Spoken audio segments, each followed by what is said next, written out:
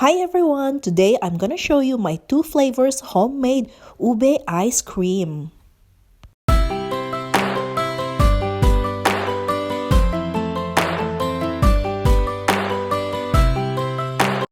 So here we go. We have 1 cup ube halaya. We have 2 cups of thickened cream or all-purpose cream. 2 to 3 teaspoons of McCormick Ube Flavour, and 260 to 280 mils of the condensed milk. I also have a video tutorial of how to make the ube halaya. So for the full procedure, just click on the description box below, and I have already put in there the link where you can find the step-by-step procedure. Okay, so next ingredients are, we have cheddar cheese, so I've cut them into small cubes. And we also have the macapuno. So I've drained the syrup of the macapuno and washed the syrup out because I really don't like it to be really sweet. So we will be making ube queso royale ice cream, and the next one is the ube macapuno ice cream. Okay, let's begin. So our mixing bowl must be very cold, must be kept in the fridge for at least an hour. And we have to start with our thickened cream or all-purpose cream. And this is a no-churn ice cream, so we will only be using a hand mixer. So I turned the mixer on high speed. And what we will do is we will whip the cream until it is stabilized.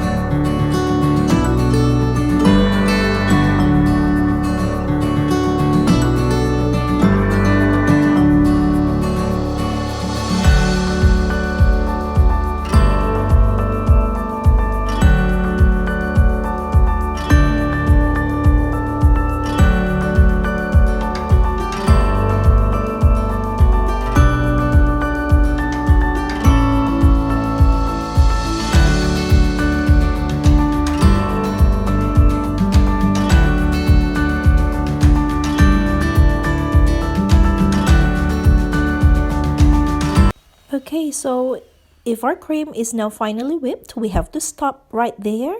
Just don't over whip it so that it doesn't turn into liquid again. Okay, just add in at least a 3/4 can of our condensed milk and just continue to mix it with a hand mixer.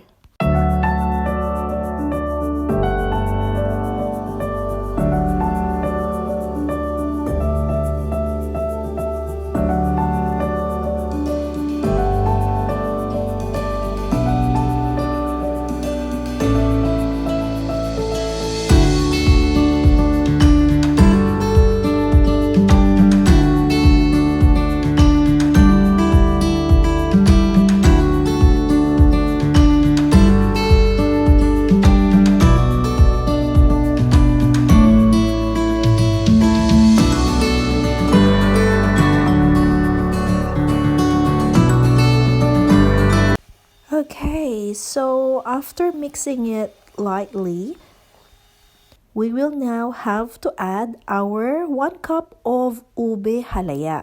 So by using ube halaya, you will see later when you mix it with your cream, medyo grainy po siya ng konti. So this is what I like about using ube halaya because you can really taste the real ube.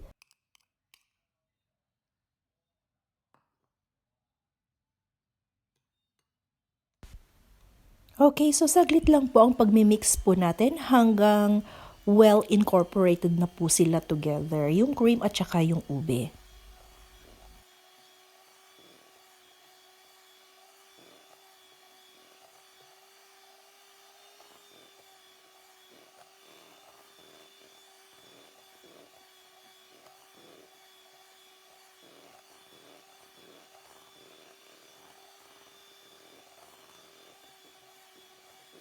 And then, as you can see, nawawala po yung pagka-purple ng ube natin.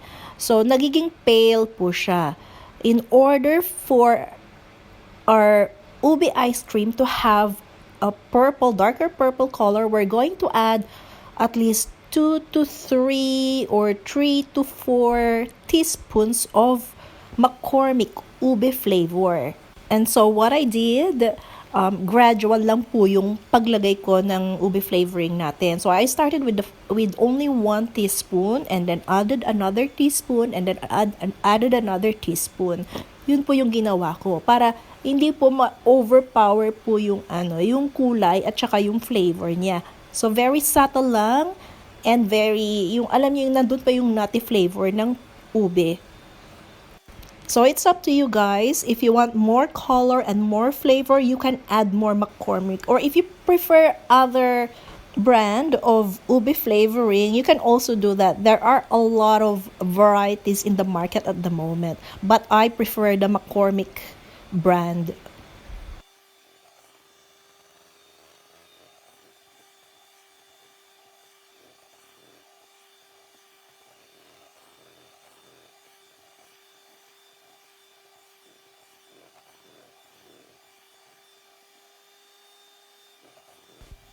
Okay, so we will stop mixing right here para po hindi po ma-over mix po natin. Kasi pag na-over mix po, magiging liquid po yung ating inihandang ube ice cream.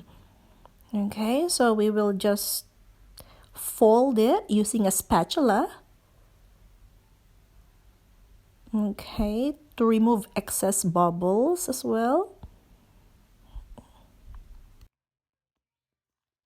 So, ito po yung sinasabi ko kanina, the reason why I love using ube halaya in my ice cream. So, andito po yung grains po ng ating real ube na ginamit.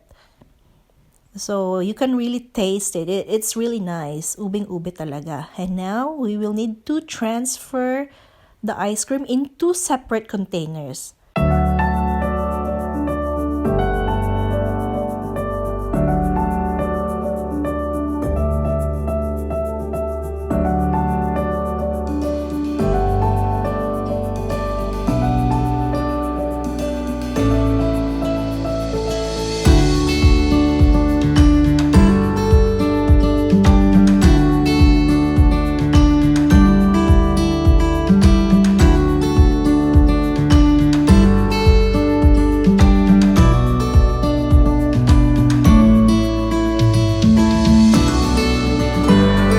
So, ang una po natin gagawin ay ang ube queso royale.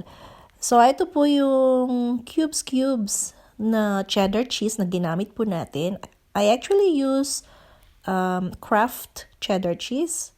And then, sa pangalawa namang container, ang gagawin po natin ay ang ating ube macapuno ice cream. There you go.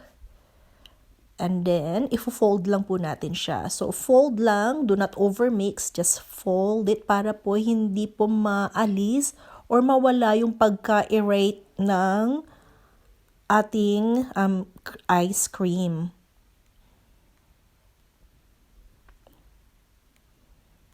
Okay, just keep folding.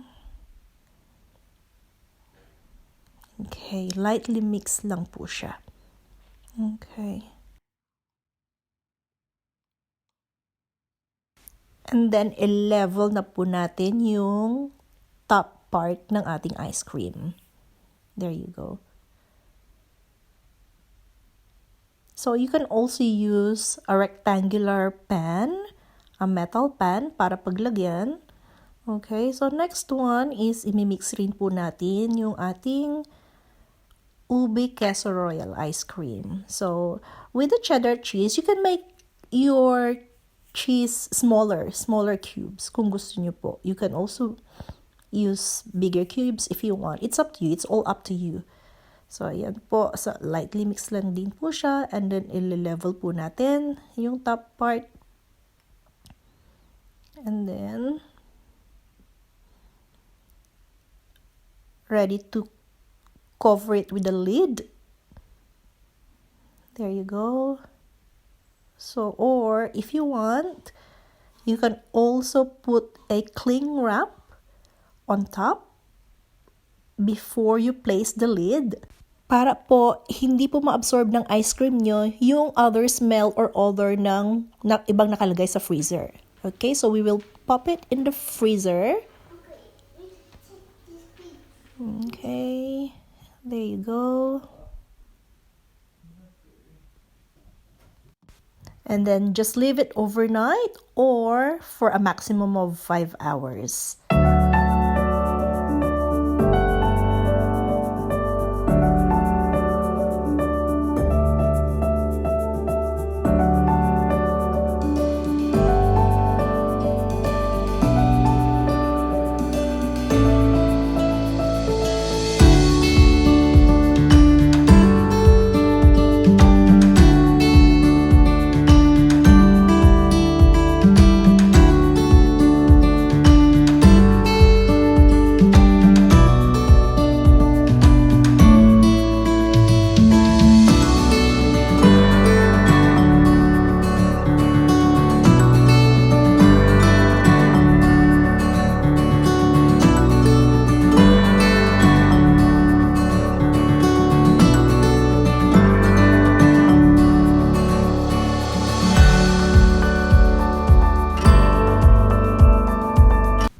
So here you go. Here's our 2-flavor Ube Ice Cream. Hope you had fun watching my video tutorial, and if you haven't subscribed yet, please subscribe to my channel and please click the notification bell para po updated po kayo sa lahat ng mga videos na i-upload ko, and please like the video, please comment, and kindly share it with your friends and families. Thank you!